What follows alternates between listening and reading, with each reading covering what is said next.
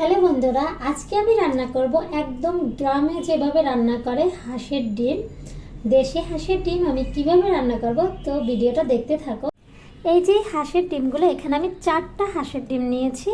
একদম গ্রামে যেভাবে রান্না করা হয় সেভাবেই আজকে আমি এই হাঁসের ডিমগুলো রান্না করি। দেশি ডিম রান্না করার জন্য একটা পাতিলে আমি দিয়ে দিলাম পরিমাণ মতো তেল। তারপর এর ভিতরে দিয়ে দেব পেঁয়াজ কুচি, ভিতরে দিয়ে দেবো স্বাদ মতো লবণ। এটা যখন হালকা ভাজা ভাজা হয়ে যাবে তখন দিয়ে দেবো মরিচ বাটা। দিয়ে দিলাম 2 চামচ মরিচ বাটা। সামান্য পরিমাণ পানি দিয়ে দেবো। তার ভিতরে দিয়ে দেবো 1/2 চামচ হলুদ। এবার আমি মশলাটা ভালোভাবে কষিয়ে নিব। মশলাটা কিন্তু আমার ভালোভাবে কষানো হয়ে গিয়েছে। এর ভিতরে এখন দিয়ে দেব পানি। এই তো এতটা কিন্তু আমি পানি দিয়ে দিলাম। এই তো এখান থেকে আমি একটা ডিম নিয়ে ফাটিয়ে নিব। এই যে এই পাটিটাই কিন্তু আমি ঢেলে নিব।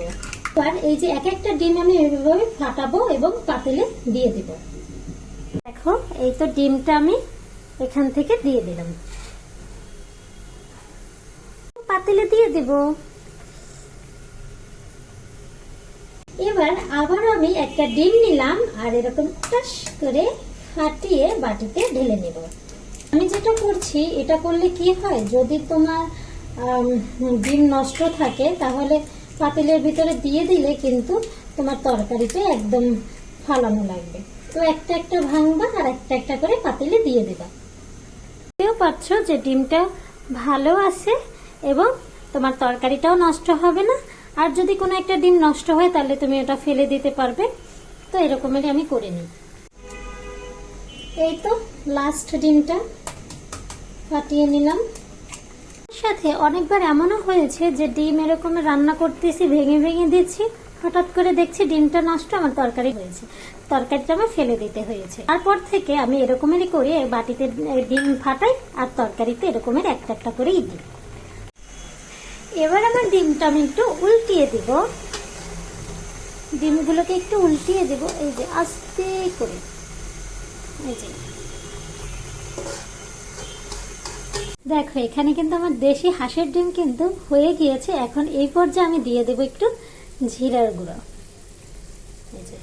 এবার কিন্তু আমি আমার তরকারিটা উঠিয়ে নেব। তো এই তো দেখো, আমার রান্নাটা কিন্তু হয়ে গিয়েছে। আর একটু আমি জিরার গুঁড়ো দিয়ে দেবো যাতে দেখতে আরেকটু সুন্দর দেখায়। গ্রামে যেভাবে সাধারণভাবে দেশি হাঁসের ডিম রান্না করে সেভাবেই কিন্তু আজকে আমি রান্না করেছি। তো ভিডিওটা কেমন লাগলো বলে যাও। তো আজকের ভিডিও পর্যন্ত, আল্লাহ হাফেজ।